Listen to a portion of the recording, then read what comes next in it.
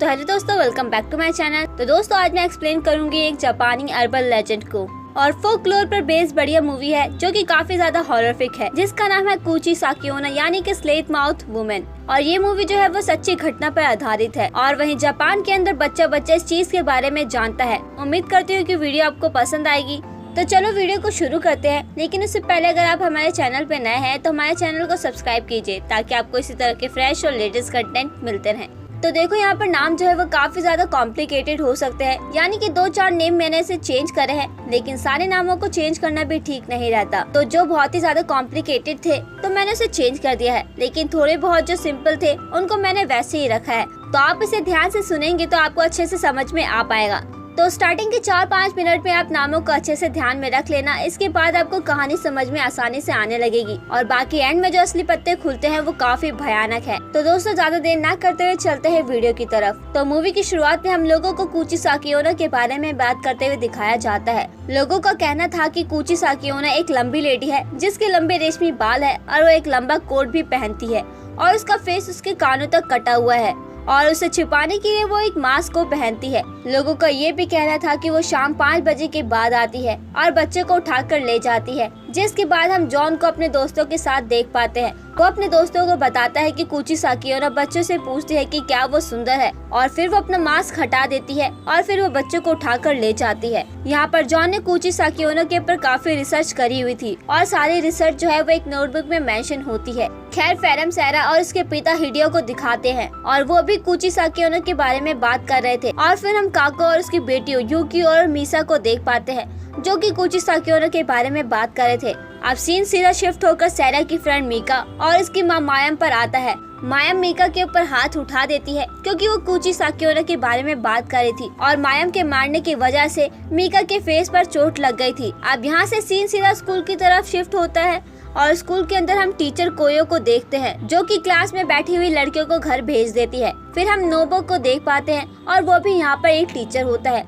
खैर कोयो को ऊपर छत पर चेक करने के लिए जाती है और नोबोरो क्लासरूम्स चेक कर रहा था और क्लासरूम में उसे कुची साकियोना की एक ड्राइंग मिलती है जो कि स्टूडेंट ने बनाई थी कि तभी यहाँ पर बड़ा सा अर्थक्वेक यानी कि भूकंप यहाँ पर आ जाता है। नोबोरो कुची साकियोना की आवाज भी सुन पा रहा था और सीन एक पुराने घर में शिफ्ट होता है जिसके अंदर एक दरवाजे को कपड़े की हेल्प से लॉक करा गया था और यहाँ पर कुची साकियोना अपनी सीजर से उस कपड़े को काट देती है और बाहर आ जाती है। अब 3 बच्चे पार्क में कुची साकियोना को देखने के लिए आए थे, लेकिन उन्हें वहाँ पर कोई भी नहीं दिखाई देता है और बाकी दो लड़के ये देखकर भागने लगते हैं। अब जब वो पीछे देखते हैं तो ना तो कोई पीछे उनका दोस्त होता है और ना ही कुची साकियोना, बस वहाँ पर जमीन पर उनके दोस्त की कैप पड़ी हुई थी। खैर इसके बाद सीन शिफ्ट होता है और अगले दिन स्कूल में एक मीटिंग रखी गई थी जहाँ पर सारे टीचर्स और बच्चे मौजूद थे। स्कूल के अंदर सैरा, जॉन और मीका भी मौजूद थे और मीका ने एक मास्क पहन रखा था क्योंकि उसके फेस पर चोट आ गई थी। खैर थोड़ी देर के बाद वहाँ पर प्रिंसिपल आता है और वो सभी बच्चों को शाम के वक्त घर से बाहर निकलने से मना करता है और हो सके तो अपने पेरेंट्स के साथ ही बाहर जाने की सलाह भी देता है। और वो ये भी बताता है कि किसी स्लिट माउथ वुमेन के रूमर्स फैले हुए हैं और इसीलिए सभी बच्चे ग्रुप्स में घर जाएंगे और उनके साथ उनके टीचर भी उन्हें घर तक छोड़ने आएंगे। अब इसके बाद सीन सीधा क्लासरूम की तरफ शिफ्ट होता है जहाँ पर कि मीका को उसकी क्लास की लड़कियाँ उसके मास्क की वजह से तंग कर रही थी।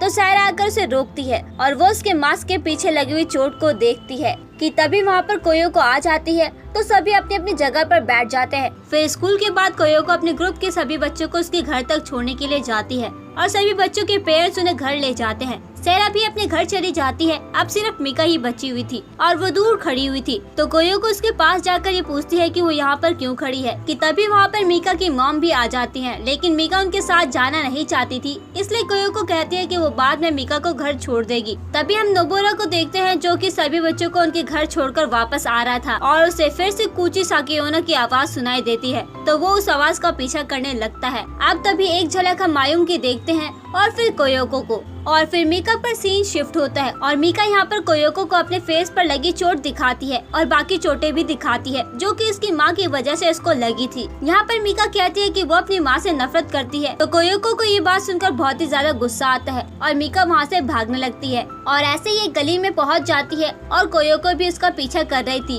और गली तक आ जाती है। वो देखती है कि कुची साकियोना ने मीका को पकड़ लिया था और उसके पास एक सीजर भी थी कुची साकियोना अपना मास्क निकालती है और अपना फेस दिखाती है जो कि एकदम कटा हुआ था। और यहाँ पर कोयोको फ्रीज हो जाती है क्योंकि ऐसा उसने कभी नहीं देखा था। और कुची साकियोना उसके पास से ही मीका को उठाकर वहाँ से निकल जाती है। अब इसके बाद वहाँ पर पुलिस आ जाती है और उस जगह को सील कर देती है। कोयोको से पूछताछ करी जाती है कि किसने किया, तो वो उन सभी को कुची साकियोना के बारे में बताती है कि तभी वहाँ पर मायुमा आ जाती है जो कि मीका की मदर है और वो जोर जोर से रोने लगती है। और फिर वहाँ पर एक और टीचर नोबुरा भी आ जाता है जो कि कुची साकियोना की आवाज का पीछा करके वहाँ पर आया था। जिसके बाद सीन शिफ्ट होता है रात में, जहाँ पर कि कोयोको अपने एक्स हस्बैंड को कॉल करती है और वो अपने बेटी से बात करने के लिए कहती है, लेकिन उसका हस्बैंड बात नहीं करवाता है क्योंकि कोयोको की बेटी कोयोको से ज्यादा अपने डैड से प्यार करती थी, क्योंकि कोयोको से मारा पीटा करती थी। खैर अब यहाँ पर उसे एक नाइटमेयर आता है जिसमें कुची साकियोना उसकी बेटी को उठाकर ले जा रही होती है, जिसके बाद कोयोको उठ जाती है। और फिर हम मायुमा को देखते हैं जो कि अपनी बेटे की किडनैपिंग से बहुत ही ज्यादा दुखी थी। और तभी खबर में ये बताया जा रहा था कि कुची साकियोना के भेस कोई और औरत बच्चे को उठाकर ले जा रही है। और एक बच्चा न्यूज में बता रहा होता है कि कुची साकियोना का ठिकाना एक रेड रूफ वाला घर है। इधर सारा काफी ज्यादा दुखी थी, जहाँ पर उसकी मॉम भी आकर उसे संभालती है। तभी सारा के डैड मीका के मिसिंग होने के पोस्टर फ्लायर कर देते हैं और वहीं काफी सारी लड़कियां भी आ जाती हैं जो कि मीका को तंग कर रही थी और वो सारा की हेल्प करने आई थी फ्लायर्स को चिपकाने में ताकि उसको ढूंढा जा पाए। फिर हम कोयोको को देखते हैं जिसे मीका की किडनैपिंग की वजह से टेम्पररी सस्पेंड कर दिया था। अल्टीमेटली वो उसकी टीचर थी और वो उसके साथ थी। खैर प्रिंसिपल कोयोको को शांत रहने के लिए कहता है क्योंकि वो सब जानते थे कि उसकी गलती नहीं है। अब इसके बाद कोयोको के पास नोबुरा आता है और वो उसे कुछ बताना चाहता था लेकिन बता नहीं पा रहा था, लेकिन फाइनली वो डिसाइड करता है कि वो उसको बताएगा।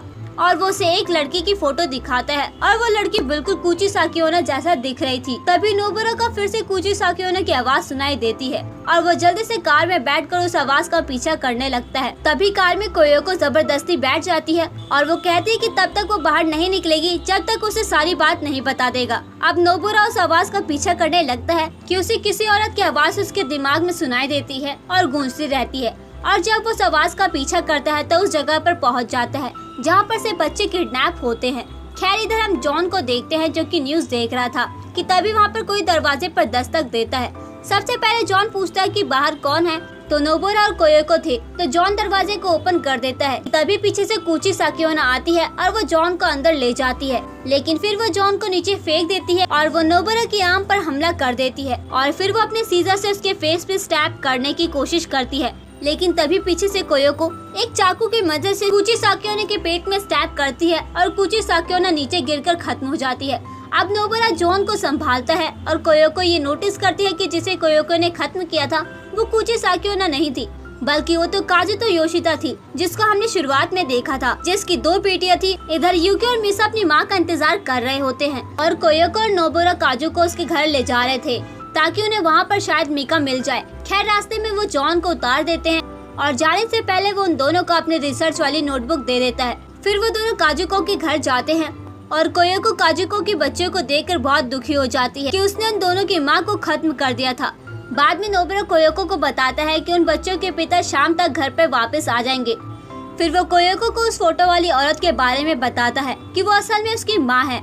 जब नोबुरा छोटा था तो उसकी माँ उसे और उसके भाई बहन को मारा पीटा करती थी, लेकिन एक दिन वो तीनों ही गायब हो गए और उसके कुछ समय के बाद कुची साकियोना वाले रूमर्स फैलने लगे थे। वो बताता है कि शायद वो उसकी माँ ही है जो कि बच्चों को पोजेस करती है और फिर उनकी ही हेल्प से बच्चों को किडनैप करती है। वो शायद से कुची साकियोना ही नहीं बल्कि खाली वो उसको दिखावा करती होगी। खैर तभी अचानक से नोबुरा को फिर से कुची साकियोना की आवाज आती है। वो दोनों ही कार में बैठकर उन आवाजों का पीछा करने लगते हैं। इधर हम सैरा को अपनी माँ सावरी के साथ देखते हैं जो कि फ्लायर चिपकाने जा रही थी, लेकिन तभी सावरी खांसने लगती है और उसके हाथ से पोस्टर नीचे गिर जाते हैं। और जब सैरा इन पोस्टर को उठाकर वापस मुड़ती है, सायोरी को कुची साकियोना ने पोजेस कर लिया था और वो सैरा को उठाकर अपने साथ ले जाती है। अब इधर सैरा के डैड हीरो बाकी लड़कियों के साथ शहर में दूसरी तरफ पोस्टर्स अब इधर सैरा के डैड हीरो बाकी लड़कियों के साथ शहर में पोस्टर को बांट रहे थे। खैर थोड़ी देर के बाद वहाँ पर नोबुरा और कोयोको भी आ जाते हैं, लेकिन अब तक बहुत देर हो चुकी थी क्योंकि कुची साकियोना सैरा को अपने ठिकाने पर ले गई थी जहाँ पर कि किडनैप करा हुआ लड़का और मीका भी थे और पास में ही 2 बच्चों के स्केलेटन भी पड़े हुए थे जो कि शायद से नोबुरा के भाई बहन के होंगे।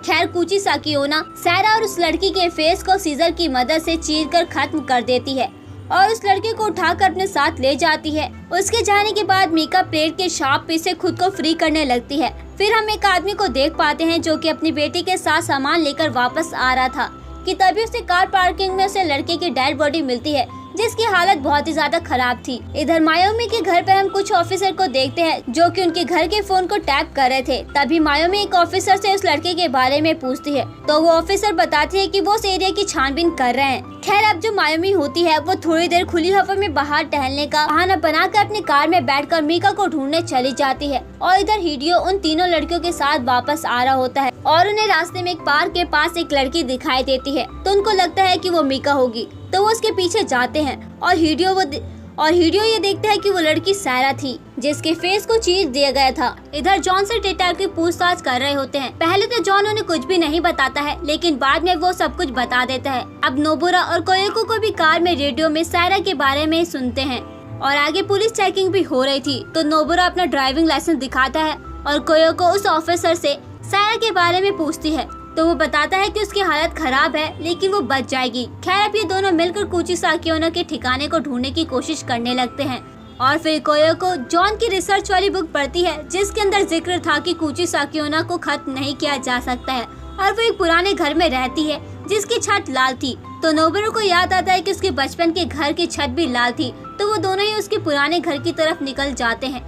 इधर मायोमा भी मीका के बारे में लोगों से पूछताछ कर रही थी और ऐसे ही वो एक घर में जाती है जहाँ पर कि उसे एक छोटी सी बच्ची का पता चलता है कि उसने कुची साकियोना के हाइड आउट के बारे में सुना था जो कि एक लाल छत वाले पुराना घर था और ये जो घर था वो चाइल्ड बैक हिल नाम की जगह पर मौजूद है। इधर नोबुरा और कोयोको भी चाइल्ड बैक हिल की तरफ जा रहे थे और मीका भी अंदर फ्री होने की कोशिश कर रही थी लेकिन उसे नींद आ जाती है। अब इधर नोबुरा और कोयोको उस घर की तरफ पहुंच जाते हैं जिसकी छत लाल थी। वो दोनों अंदर जाते हैं और अंदर वो दोनों मीका को ढूंढने लगते हैं और अंदर उन्हें उसी कबर्ड का डोर दिखाई देता है जिसमें से कुची साकियोना निकलती है यानी कि वहाँ पर से जहाँ पर से कपड़े रखते हैं। खैर वहीं पर एक चाकू भी पड़ा हुआ था। उसे देखकर नोबुरा पैनिक करने लगता है और कोयोको के पूछने पर वो बताता है कि जब वो छोटा था तब उसके साथ क्या हुआ था और ये सब उसे अब याद आ रहा है। तो जब वो छोटा था तो उसके भाई बहन गायब हो गए थे और उसकी मॉम इसलिए उसे मारा करती थी क्योंकि वो मेंटली डिसेबल थी और वो जब उसे मारा पीटा करती थी तो उससे पहले वो खांसने लगती थी जैसे कि पोजेस होने से पहले सारी की मदर खांस रही थी। खैर एक दिन नोबुरा की माँ ने उसे बहुत पीटा था। तब ये देखकर नोबुरा की मॉम ने एक चाकू उठाया था और नोबुरा के पास आई थी। पहले नोबुरा को लग रहा था कि वो उसे मारने वाली है लेकिन वो नाइफ को नोबुरा को देकर उसे मारने के लिए कहती है और वो बोलती है कि वो उसका सर काट दे वरना वो फिर से वापस आकर उसे खत्म कर देगी। पहले नोबुरा नहीं मानता है तो फिर से नोबुरा की मॉम अपना कंट्रोल खो देती है और वो एक सीजर उठाकर नोबुरा के ऊपर हमला कर देती है और फिर नोबुरा उस चाकू की मदद से अपनी माँ के ऊपर हमला कर देता है और ऐसे ही उसकी मॉम को उसके फेस पर कट मिल चुका था और इसीलिए इस मूवी का नाम है स्लिट माउथ वुमन।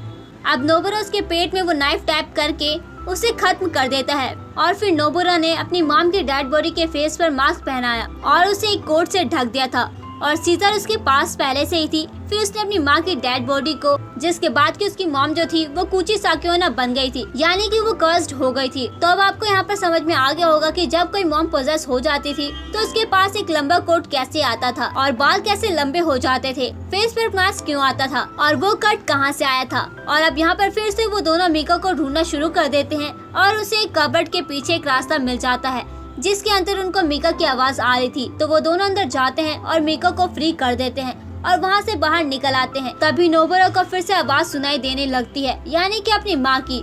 लेकिन तभी पीछे से कुची साकियोना नोबुरा के पेट में अपने सीजर को टैप कर देती है और बाद में उसके एंकल बोन्स काट देती है और उसे खींचकर एक दूसरे कमरे में ले जाती है। और ये चीज उसने पहले भी कही थी कि अगर वो वापस आए तो उसे खत्म कर देगी। फिर वो कोयोको के पास आती है और वो उससे फाइट बैक करने की कोशिश करती है लेकिन कुची साकियोना कोयोको को बेहोश कर देती है और मीका को भी बेहोश करके अपने साथ ले जाती है और फिर से वो नोबुरा और मीका को नीचे ले जाने लगती है जहाँ पर कि वो दोनों को किक करने लगती है। और यहाँ पर हम नोटिस करते हैं कि मायोमी भी वहाँ पर पहुँच गई थी। अब घर के अंदर से कोयोको मिल जाती है जो कि बेहोश थी तो वो कोयोको को होश में लाती है। अब कोयोको से सारी बात बता देती है कि मीका कहाँ पर है और कुची साकियोना मीका को खत्म करने वाली है।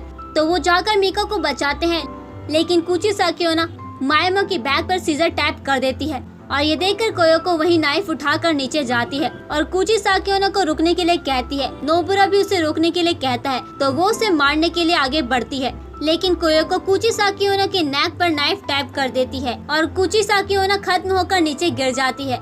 और फिर नोबुरा नाइफ लेकर क्रॉल करते हुए कुची साकियोना की डेड बॉडी के पास जाता है उसका हेड अलग करने के लिए, लेकिन वो देखता है कि कुची साकियोना नहीं थी बल्कि सावरी थी, यानी कि सैरा की माँ।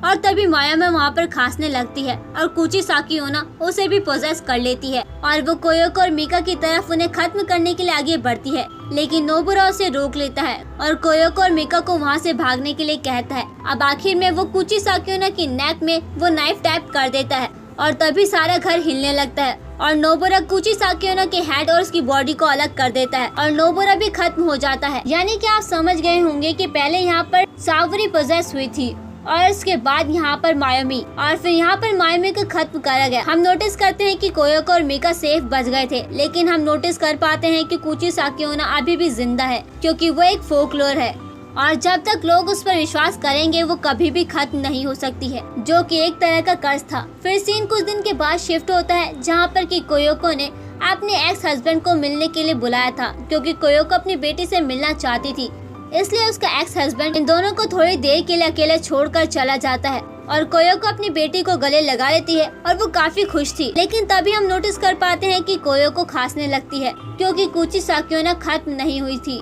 क्योंकि कुची साकियोना खत्म नहीं हो सकती थी और वो उसे पोजेस कर लेती है।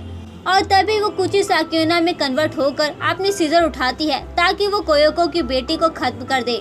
और इसी के साथ ये मूवी यहीं पे खत्म होती है। तो सस्पेंस काफी ज्यादा बढ़िया था। उम्मीद करती हूँ कि वीडियो आपको पसंद आई होगी और अगर वीडियो पसंद आई हो तो हमारी वीडियो को लाइक जरूर कीजिए और इसी तरह की वीडियोस पाने के लिए हमारे चैनल को सब्सक्राइब कीजिए ताकि आपको इसी तरह के फ्रेश और लेटेस्ट कंटेंट मिलते रहें। तो दोस्तों मिलते हैं नेक्स्ट वीडियो में, तब तक के लिए अलविदा।